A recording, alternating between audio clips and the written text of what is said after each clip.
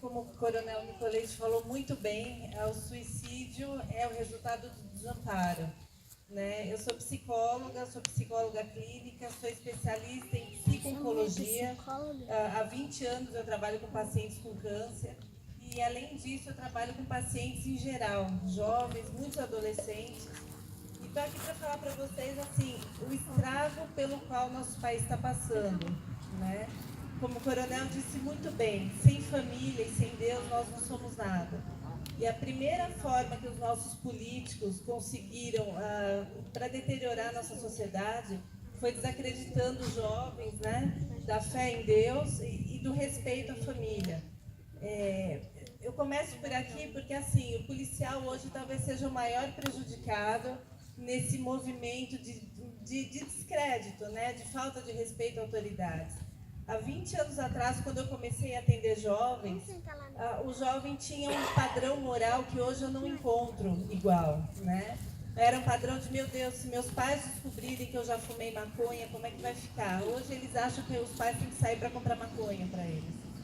Né? A fé em Deus gerava todo um comportamento onde a pessoa falava assim, meu Deus, né, isso eu fiz, mas eu acho que eu pequei, não é certo. Hoje eu vejo uma coisa assim, Deus existe? Imagina, né? Desde quando você acredita em Deus? E a gente percebe que assim, uma sociedade começa a morrer quando a sua cultura morre. Né? Talvez aqui no interior, uma coisa que eu gosto muito no interior é que as famílias são um pouco mais preservadas do que na capital.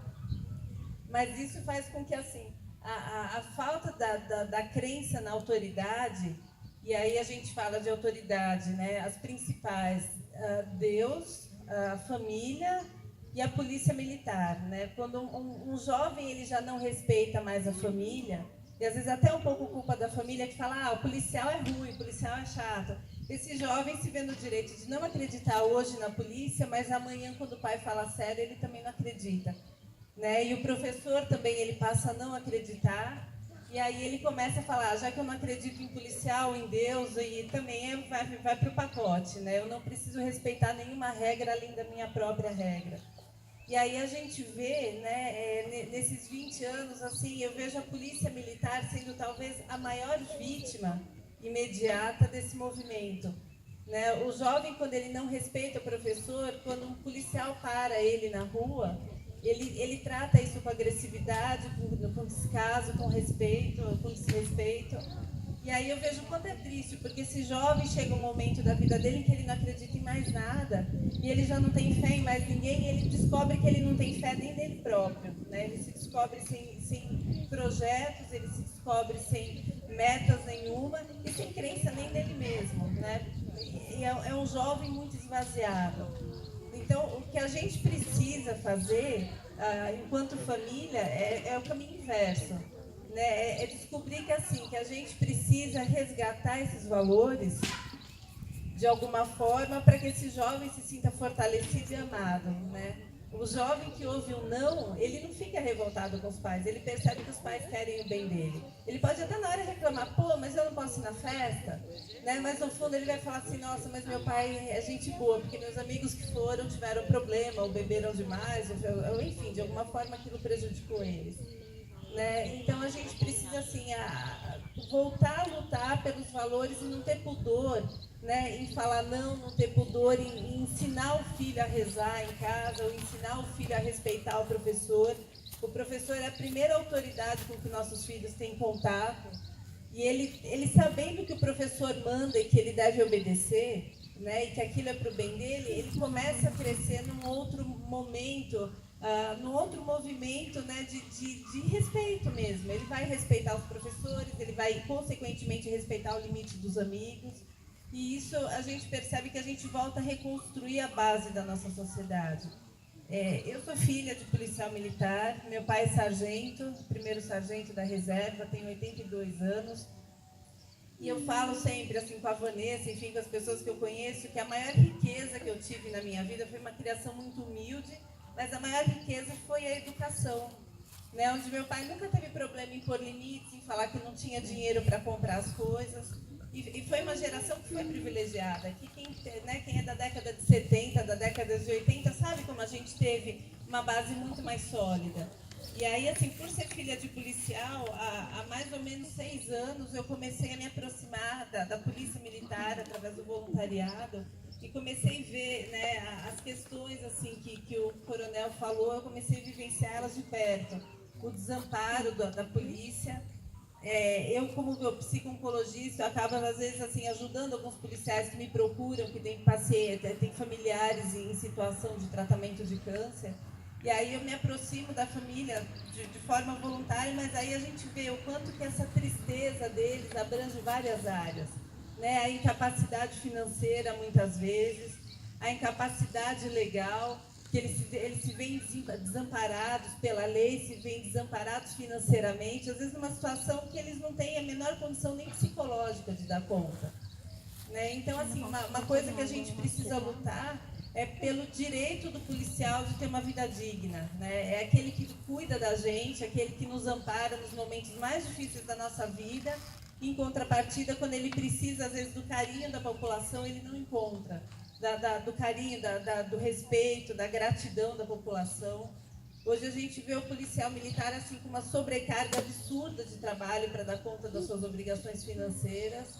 E aí, assim, a questão psicológica, muitas vezes esquecida, né? Ele faz ali os seus cursos anuais e onde talvez não tenha o devido cuidado psicológico de ver se esse policial está bem, se ele está em condições de continuar sem o atendimento, né? Que, na minha opinião, como psicóloga, deveria ser constante o amparo psicológico.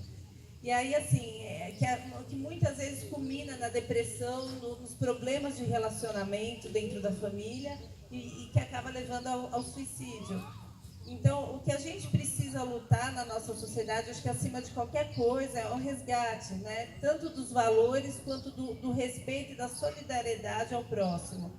O policial hoje, eu converso com policiais e eu vejo muitas vezes aquela fala do desamparo mesmo, né? Eu estou aqui, larguei minha família em casa, meu filho está doente, eu estou aqui cuidando de uma ocorrência, mas ninguém gosta de mim.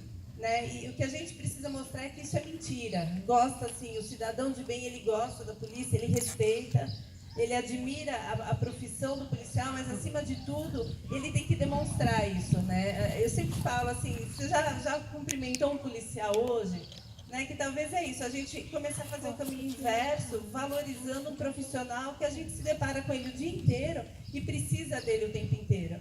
Né? Aqui eu não sei, mas em São Paulo é muito normal um policial fazer um parto. Às vezes um policial muito jovem, que jamais passaria por aquilo em outra profissão, ele ajuda num parto, ele ajuda numa situação de briga, ele ajuda em muitas coisas que não passam pela criminalidade, mas que fazem dele a pessoa mais importante naquele momento.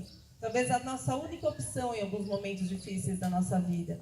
Então, o que eu gostaria assim, né, de falar para vocês é isso, que a mudança da nossa sociedade vai começar de cada um de nós, valorizando quem realmente precisa ser valorizado e lutando pelos direitos desses profissionais. Hoje, assim, o que eu vejo de mais triste é o desamparo, o excesso de bebida, o excesso de descaso com os nossos jovens, os pais achando que pode tudo, né, que o jovem tem direito de tudo, mas assim, a gente se recuar um pouquinho, ensinar o nosso filho a ser mais educado, ser mais solidário ao próximo, mais agradecer, mais agradecer ao outro do que esperar pelo outro, né, mais fazer do que pedir. Tá? Eu acho que aí a gente consegue começar a construir uma sociedade mais justa, mais honesta e mais firme de valores, que talvez seja o nosso maior problema hoje.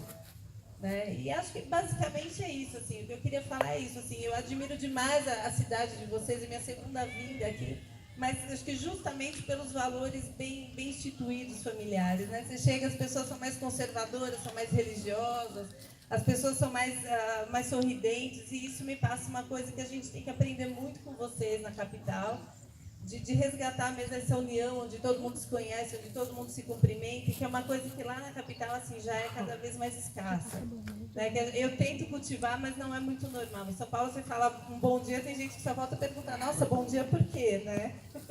Então, aqui, assim, a gente tem muito que aprender com vocês, mas a minha mensagem basicamente é isso, assim, permaneçam nesse caminho e lutem cada vez mais por eles.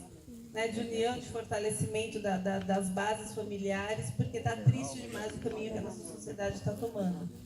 Tá? Acho que basicamente é isso. Assim. Se alguém tiver alguma dúvida também, quiser me chamar ali depois, ou quiser perguntar agora, vai ser um prazer responder para vocês.